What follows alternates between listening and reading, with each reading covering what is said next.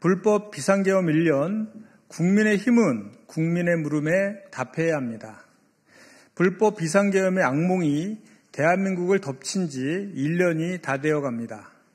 그러나 그날의 공범이자 방조자였던 국민의힘은 여전히 국민을 기만하고 있습니다. 진정성 있는 공식 사과는커녕 책임은 끝까지 회피한 채 민주당 탓이라는 회개한 논리를 펴고 있습니다. 국민의 분노만 키우고 있습니다. 국민의힘이 진정으로 12.3 내란을 반성한다면 다음 질문들에 국민과 역사 앞에 명확히 밝혀야 합니다. 첫째, 그날의 창국이 법적 요건을 갖춘 계엄이었습니까? 아니면 국가를 전복하려던 내란이었습니까? 둘째, 계엄 해제 표결 당시 헌법 기관으로서의 의무를 저버렸던 그 가오를 인정합니까? 아니면 당사와 국회로 직결 장소를 교란했지만 표결 방해가 성공하지 못한 점이 천추의 한이 되었습니까? 셋째, 윤석열 탄핵 반대를 당론으로 정해 내란 세력을 비호했던 역사적 범죄에 대해 잘못을 인정합니까? 아니면 윤석열 탄핵은 헌재의 잘못된 판단으로 억울하기 때문에 지금도 윤어게인이 정당하다고 봅니까?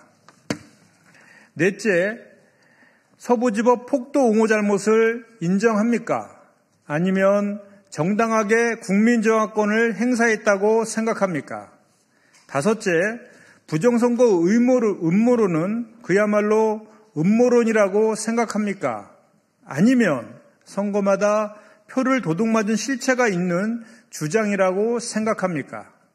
여섯째, 노상원 수첩 속의 참극 기획이 그 자체로 잘못된 일이라고 생각합니까? 아니면 참극이 기획된 대로 그랬으면 좋았는데 성공하지 못한 것이 원통합니까? 사과는 진심을 담아야 합니다. 사과할 준비가 되지 않았다면 사과하지 않아도 됩니다. 다만 12.3 내란 1년이 되어가는 시점에 국민적 물음 6가지에 대해서는 명확하게 답할 것을 요구합니다. 이 질문들에 답하지 않는다면 국민과 역사는 국민의힘을 영원히 내란 정당으로 기록할 것임을 경고합니다. 내란 속의 윤석열의 3년 내란 시나리오가 만천하에 드러났습니다. 윤석열이 자행한 12.3 내란이 우발적 참사가 아니라 취임 직후부터 치밀하게 기획된 국가전복 프로젝트였음이 만천하에 드러났습니다. 2022년 11월 국민의힘 지도부와의 만찬 자리에서 나에게는 비상대권이 있다. 내가 총살을 당하는 한이 있어도 다 싹 쓸어버리겠다며 취임 6개월 만에 내란 의지를 노골적으로 드러냈습니다. 이후 2023년 10월부터 김용현 전 장관, 여인영 전 방첩 사령관 등 특정 학연, 지연으로 얽힌 인물들로 충암파 친위 체계를 구축했습니다. 이 사조직의 일원들은 안가와 음식점 등을 전전하며 윤석열에게 충성을 다하는 장군을 자처했고 급기야 계엄 선포 시 주요 정치인들을 체포하기 위한 살생부까지 작성하는 등 군을 정권 보위의 수단으로 전락시켰습니다. 가장 경악스러운 점은 계엄의 구실을 만들기 위해 평양 무인기 침투라는 위험천만한 안보 자작극을 벌였다는 것입니다. 김 전 장관은 2024년 9월 23일 첫 지시를 시작으로 평양에 무인기를 보내라고 반복 지시했고 여전 사령관 등 내란 가담 세력은 이를 두고 천재일우의 기회라며 계엄 선포에 도화선으로 삼으려 했습니다. 이처럼 윤석열은 정치적 수세에 몰릴 때마다 국민과 소통하고 반성하는 대신 비상대권이라는 망상에 사로잡혀 개인과 정권의 안위를 위해 한반도를 정쟁의 공포로 몰아넣었습니다. 그동안 의혹으로만 남아있던 퍼즐 조각들이 맞춰지며 내란 외환죄 성립은 물론 군 지휘부의 구체적 가담 행위까지 분명히 확인되었습니다.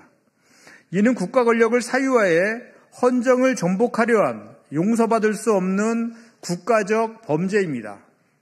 더불어민주당은 윤석열이 설계한 내란 시나리오와 그 가담 세력을 끝까지 추적해 반드시 법의 심판대에 세우겠습니다.